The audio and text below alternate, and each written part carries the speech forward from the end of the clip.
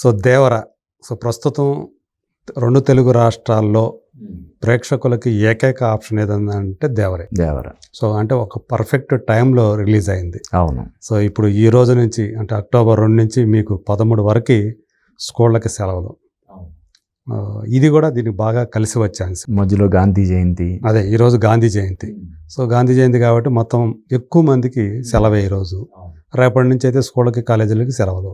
So ఎక్కువ students families తోటి రావడానికి లేదా ఫ్రెండ్స్తో కలిసి చూడటానికి మంచి టైమింగ్ అని చెప్పాలి ఇది. సో దీన్ని 'దేవర' క్యాష్ చేసుకుంటుంది అని చెప్పి ఈరోజు మనకి అందుతున్నటువంటి రిపోర్ట్లే తెలియజేస్తూ ఉన్నాయి. So morning shows even Hindi బెల్ట్లో కూడా మల్టీప్లెక్స్లో 75% ఆక్యుపెన్సీ కూడా కనిపిస్తుందని ఈవెన్ ఢిల్లీ లాంటి ప్లేస్లో కూడా మనకు రిపోర్ట్లు అందుతున్నాయి. కానీ ఏదైతే మొదటి రోజు ఆ 'దేవర' మేనియా ఏదైతే కనిపించిందో తెలుగు రాష్ట్రాలు ప్రత్యేకించి తర్వాత ఎందుకునో డల్ అయిపోయింది. మొదటి రోజు సపోజ్ ఒక 50 కోట్లు 54 కోట్లు నుంచి 60 కోట్లు ఇంక్లూడింగ్ జిఎస్టీ అయితే 60 కోట్లు ఎక్స్క్లూడింగ్ జిఎస్టీ అయితే 54 కోట్లు అన్నారు. సో ఆ స్థాయిలో చేసింది. రెండో రోజుకి వచ్చేటప్పటికి 20 కోట్లు కూడా లేవు. సో మూడో రోజు కొంచెం బెటర్గా వచ్చింది. అది కూడా 20 కోట్ల లోపే వచ్చింది. దీన్ని ఎలా చూడాలి? అలాగే సోమవారం చాలా తక్కువ నమోదయ్యాయి, కలెక్షన్స్ నమోదయ్యాయి. సో మీకేమనిపిస్తుంది? మండే టెస్ట్ ఒక రకంగా చెప్పాలంటే ఫెయిల్ అయింది అన్నట్టే వచ్చింది.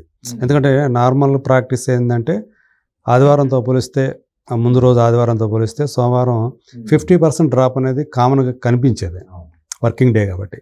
బట్ వేరే దీనికి వచ్చేటప్పటికి 35% లోపలే ఉంది, 30 to 35% మధ్య ఉంది. సో అందువల్ల అది కూడా కొంత డ్రాప్ ఎక్కువగానే ఉంది అనే అభిప్రాయం కలిగింది. సో మీరు ఎలా చూస్తారు దీన్ని? అంటే ఇప్పుడు ఫస్ట్ డేకి సెకండ్ డేకి డిఫరెన్స్ ఉండడం అనేది కేవలం 'దేవర'కి మాత్రమే కాదు, అన్ని సినిమాలకి. మీరు చెప్పిన RRR కానీ, 'కల్కి' కానీ వీటికి కూడా ఉంది కదా డ్రాప్ అనేది. అది 40% 30% అన్నది దీనికి కొంచెం ఎక్కువ ఉందని మనకు తెలుస్తుంది. 50% దాకా కూడా ఉన్న సందర్భాలు ఉన్నాయి. ఇప్పుడు 60 వచ్చిందంటే రెండో రోజు 30 కోట్లు రావాలి. అంటే మొదటి రోజు ఉన్న క్రేజ్ జనరల్గానే రెండో రోజు ఉండదు. అంటే అన్ని థియేటర్లు కానీ అన్ని షోస్ కానీ అంత ఫ్యాన్స్ మొదటి రోజు చూసే వాళ్ళందరూ కూడా ఫ్యాన్స్ కదా, ఎప్పుడెప్పుడు విడుదలవుతుందా, విడుదలైన రోజే సినిమా చూడాలని తహతహలు ఆడేవాళ్ళు చూస్తారు ఫస్ట్ డే. కాబట్టి సెకండ్ డే డ్రాప్ అవడం అనేది నార్మలే. ఇది కొంచెం ఎక్కువ ఉందనేది ఇప్పుడు టాపిక్. అయితే అట్ ది సేమ్ టైం మన తెలుగు రాష్ట్రాల్లో కొంచెం ఆ ప్రభావం ఉందంటే హిందీలో పెరుగుతుంది కదా. ఫస్ట్ డే 7 crores ఉంటే సాటర్డే 7.94 crores వచ్చి నెట్ అది పెరిగింది. సో ఫ్రైడే కంటే సాటర్డే కంటే సండేకి పెరిగింది. ఇక్కడ మాత్రం కొంచెం తగ్గింది. అయితే ఈ 'దేవర' సినిమాకి వచ్చినటువంటి డివైడెడ్ టాక్ కానీ, దానికి వచ్చిన విమర్శలు కానీ, లెంగ్త్ ఎక్కువైపోయిందని, లేకపోతే అసలు జాన్వీ కపూర్ జస్ట్ 3-4 సీన్లకి మాత్రం పరిమితం అని, ఎన్టీఆర్ పర్ఫార్మెన్స్ తప్ప సినిమాలో ఏమీ లేదని ఎంత పెద్ద ఎత్తున ప్రచారం జరిగినప్పటికీ ఈ మాత్రం కలెక్షన్స్, ఈ రేంజ్లో కలెక్షన్స్ అంటే సినిమాని గట్టెక్కించే పరిస్థితిలో, బ్రేక్ ఈవెన్ పరిస్థితిలో ఉందంటే అది ఖచ్చితంగా ఎన్టీఆర్ స్టార్డమ్కి ఒక నిదర్శనంగా నేను భావిస్తాను. అంటే ఇంత వచ్చినప్పుడు జనరల్గా ఏమవుతుంది, తప్పని పడిపోవాలి ఇంకా అసలు. ఇప్పుడు కనిపిస్తున్నటువంటి కలెక్షన్స్ కూడా ఉండకూడదు.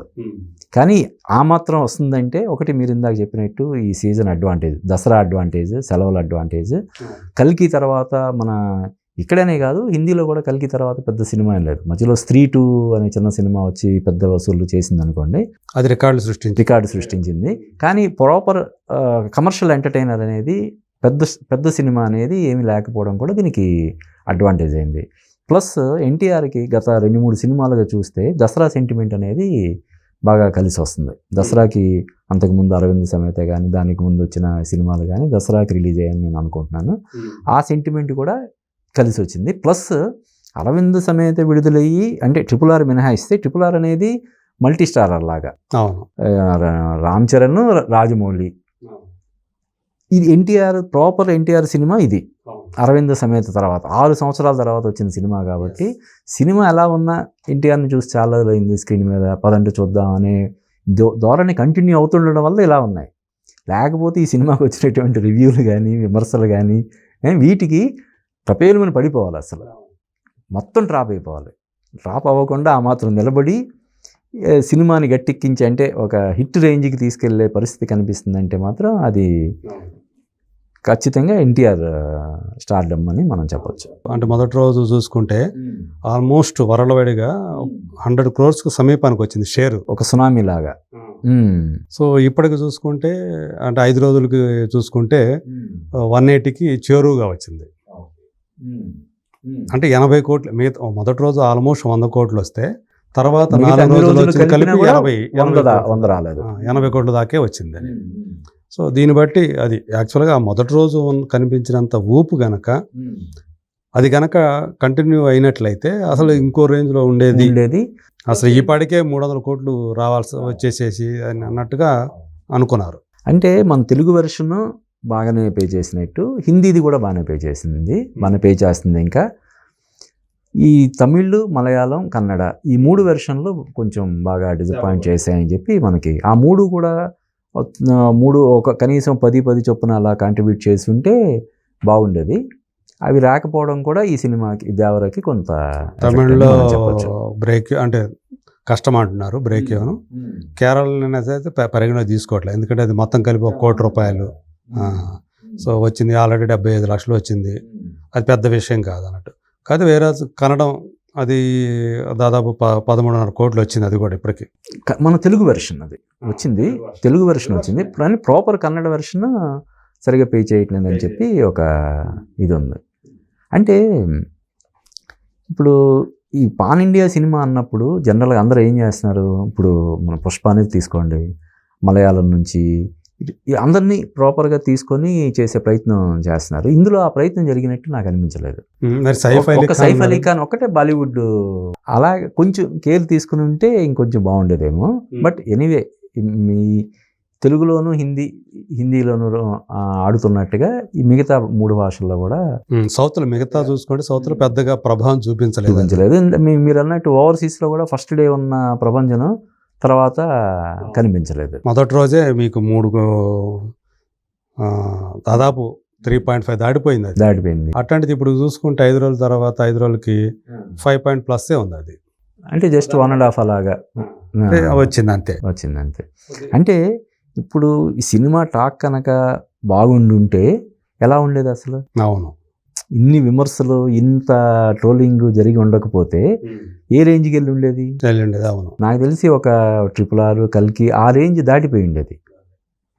కాబట్టి నెక్స్ట్ కనీసం పార్ట్ 2లోనైనా ఏవైతే మీరు ఒక వీడియోలో చెప్పినట్టు ఏవైతే తప్పులు దొర్లాయో ఇందులో అవి సవరించుకొని సరి చేసుకొని పార్ట్ 2 తీర్చిదిద్దితే డెఫినెట్గా ఈ పార్ట్ 1 మించిన విజయం సాధిస్తుందని నాకు అనిపిస్తుంది. రాజమౌళి గారు కూడా ఎందుకని ట్వీట్ చేయలేదు అనేది కూడా చాలా మంది దాని గురించి మాట్లాడుకుంటూ ఉన్నారు. అవును, మరి వాళ్ళిద్దరికి ఉన్న అనుబంధం గురించి మనందరికీ తెలిసిందే. మొత్తం రాజమౌళిని జక్కన్న అని పిలిచే ఏకైక వ్యక్తి అనుకోండి ఎన్టీఆర్ కదా. జక్కన్న అనే పేరు ఫేమస్ అయ్యిందంటే అది జూనియర్ ఎన్టీఆర్ వల్ల. ప్లస్ రాజమౌళి కెరీర్ స్టార్ట్ అయింది కూడా ఎన్టీఆర్ సినిమాతోటి. అంటే ఎన్టీఆర్ స్టార్డమ్ స్టార్ట్ అయింది కూడా ఆ సినిమాతోటే, ఆయన కెరీర్ స్టార్ట్ అయింది కూడా అదే సినిమాతోటి. పైగా అంటే ఆయన సక్సెస్ స్టార్ట్ అయింది జూనియర్ ఎన్టీఆర్కి, అది స్టార్డమ్ చేసుకొచ్చిన సింహాద్రి ఇచ్చింది ఆయనే. అవును, అంటే ఆది ఉన్నప్పటికీ కూడా ఆది తర్వాత సింహాద్రికి వచ్చేటప్పటికి అసలు ఇంకో లెవెల్కి వెళ్ళిపోయారు కదా ఆయన. కాబట్టి అంటే ఎన్టీఆర్ కెరీర్ దీంట్లో ప్రధానమైనటువంటి పాత్ర పోషించిన వ్యక్తి రాజమౌళి. మీరు చెప్పినట్టు స్టూడెంట్ నెంబర్ 1 కానీ, సింహాద్రి కానివ్వండి, ఆ తర్వాత వరుస ఫ్లాప్లు ఎదుర్కొంటూ ఉంటే మళ్ళీ యమదొంగ కానీ, తర్వాత RRR 4 సినిమాలు అనుబంధం. అంటే అందులోనూ రాజమౌళి సినిమా అంటే ఒక సినిమా అంటే 10 సినిమాల లెక్కల వాళ్ళ ఒక ఫ్యామిలీ మెంబర్ లాగా ఉండడం అనేది మనం చూసాము. మరి ఎందుకనో రాజమౌళి సినిమా ప్రమోషన్స్ కూడా దూరంగా ఉన్నాడు. కనీసం ఆల్ ది బెస్ట్ కూడా చెప్పినట్టు లేడు.